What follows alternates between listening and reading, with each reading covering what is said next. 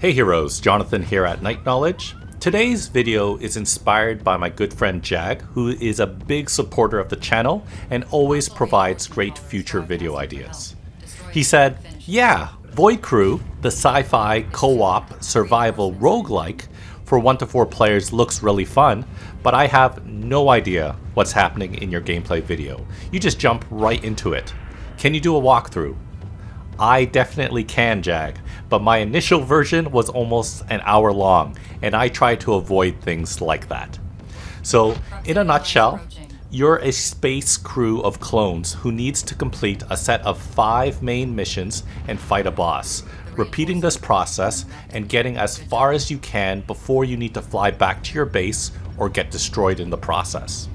However you get back to the base, whether whole or in pieces, you'll earn experience that'll give you skill points and cosmetics to stand out among your fellow Ek-types.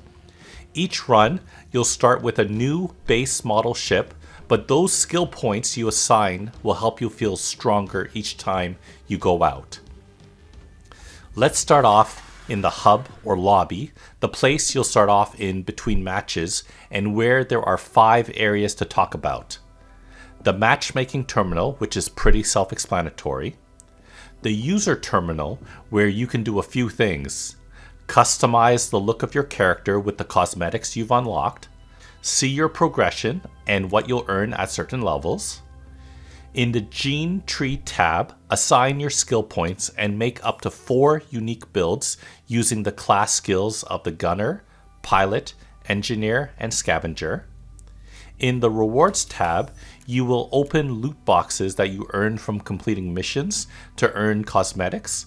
And finally, the Career tab will show you what you can do to challenge yourself to earn unique cosmetics. Then, in the middle of the hub is where you'll pick the type of game mode, which in most cases is the standard roguelike mode on the left-hand side, where the objective is to get as far as you can. And finally, this ship terminal will allow you to review and pick a ship to pilot. Note that ships become unlocked through the level of the host, and each ship is unique, some bigger, some smaller, some focused more on offense, some focused on energy weapons versus kinetic, and the other way around. You'll see that some ships are recommended for smaller teams, while others are for bigger, full teams of 4. Bigger ships means you could become better equipped with more module slots, but it also means that it takes a longer time to traverse, and you're a bigger, easier target for your enemies. So recap time. The lobby is where you'll spend your time between matches, finding teams, customizing your character, picking game modes, and the ship you'll pilot.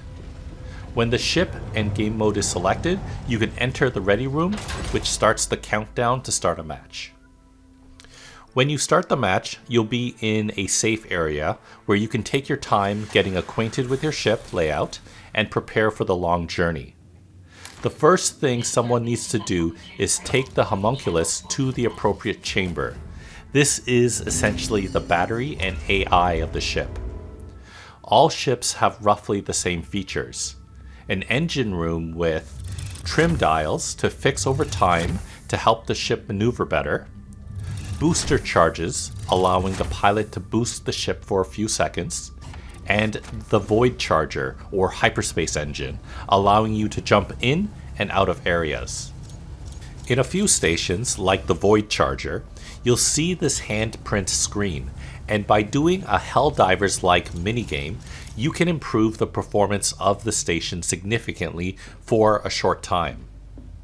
All ships have these slots that you fill with modules.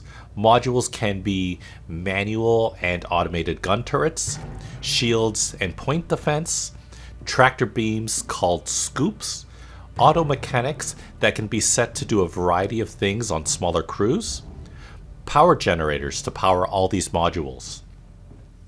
At most parts of the game, the crew will need to balance power usage of these modules by turning them on or off, avoiding going above power limits. Otherwise, you'll start to trip circuit breakers, which can cause you to lose power to certain systems.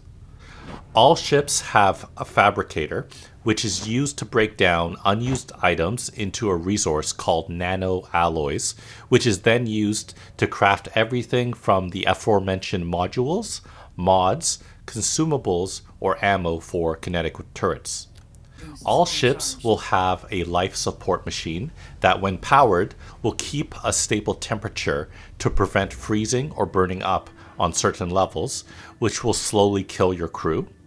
And a sarcophagus, which is where you will respawn when you die, or can go into to get healed using the other resource called biomass.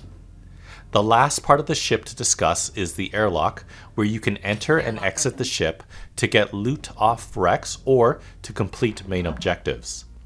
Normally you have to open the door, pressurize or depressurize the airlock depending on whether you're coming from the inside of the ship or are on the outside, and then open the other door, obviously putting on or taking off your spacesuit beforehand, which is on the other side of the room.